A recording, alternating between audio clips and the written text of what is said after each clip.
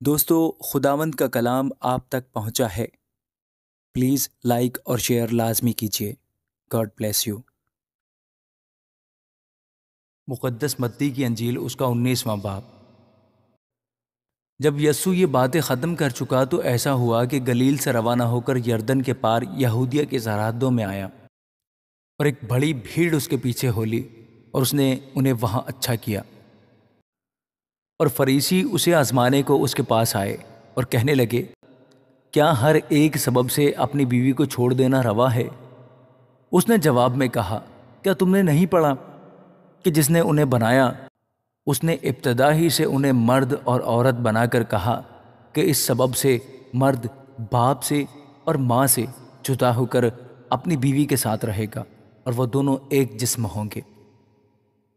پس وہ دو نہیں بلکہ ایک جسم ہیں۔ اس لیے جسے خدا نے جوڑا ہے اسے آدمی جدا نہ کرے۔ انہوں نے اس سے کہا، پھر موسیٰ نے کیوں حکم دیا ہے کہ طلاق نامہ دے کر چھوڑ دی جائے؟ اس نے ان سے کہا کہ موسیٰ نے تمہاری سخت دلی کے سبب سے تم کو اپنی بیویوں کو چھوڑ دینے کی اجازت دی، مگر ابتدا سے ایسا نہ تھا۔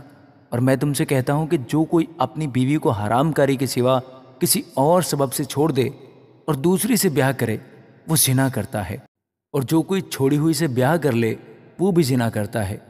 شاگردوں نے اس سے کہا کہ اگر مرد کا بیوی کے ساتھ ایسا ہی حال ہے تو بیاہ کرنا ہی اچھا نہیں۔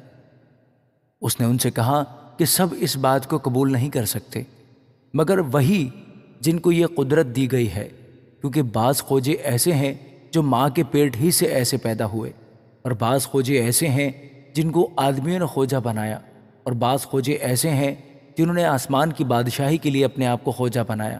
جو قبول کر سکتا ہے وہ قبول کرے۔ اس وقت لوگ بچوں کو اس کے پاس لائے تاکہ وہ ان پر ہاتھ رکھے اور دعا دے، مگر شاگردوں نے انہیں جھڑکا۔ لیکن یسوع نے کہا، بچوں کو میرے پاس آنے دو اور انہیں منع نہ کرو، کیونکہ آسمان کی بادشاہی ایسوں ہی کی ہے۔ اور وہ ان پر ہاتھ رکھ کر وہاں سے چلا گیا۔ اور دیکھو، ایک شخص نے پاس آ کر اس سے کہا، اے استاد، میں کون سی نیکی کروں تاکہ ہمیشہ کی زندگی پاؤں؟ اس نے اس سے کہا کہ تم مجھ سے نیکی کی بابت کیوں پوچھتا ہے؟ نیک تو ایک ہی ہے، لیکن اگر تو زندگی میں داخل ہونا چاہتا ہے تو حکموں پر عمل کر۔ اس نے اس سے کہا، کون سے حکموں پر؟ یسوع نے کہا، یہ کہ خون نہ کر، زنا نہ کر، چوری نہ کر، جھوٹی گواہی نہ دے، اپنے باپ کی اور ماں کی عزت کر، اور اپنے پڑوسی سے اپنی مانند محبت رکھ۔ اس جوان نے اس سے کہا، میں نے ان سب پر عمل کیا ہے، اب مجھ میں کس بات کی کمی ہے؟ یسوع نے اس سے کہا، اگر تو کامل ہونا چاہتا ہے تو جا، اپنا مال و اسباب بیچ کر غریبوں کو دے، تجھے آسمان پر خزانہ ملے گا، اور آ کر میرے پیچھے ہو لے۔ مگر وہ جوان یہ بات سن کر غمگین ہو کر چلا گیا، کیونکہ بڑا مالدار تھا۔ اور یسوع نے اپنے شاگردوں سے کہا کہ میں تم سے سچ کہتا ہوں کہ دولت مند کا آسمان کی بادشاہی میں داخل ہونا مشکل ہے۔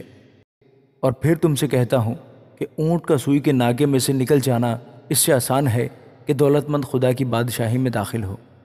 شاگرد یہ سن کر بہت ہی حیران ہوئے اور کہنے لگے، پھر کون نجات پا سکتا ہے؟ یسوع نے ان کی طرف دیکھ کر کہا کہ یہ آدمیوں سے تو نہیں ہو سکتا، لیکن خدا سے سب کچھ ہو سکتا ہے۔ اس پر پطرس نے جواب میں اس سے کہا، دیکھ، ہم تو سب کچھ چھوڑ کر تیرے پیچھے ہو لیے ہیں، بس ہم کو کیا ملے گا؟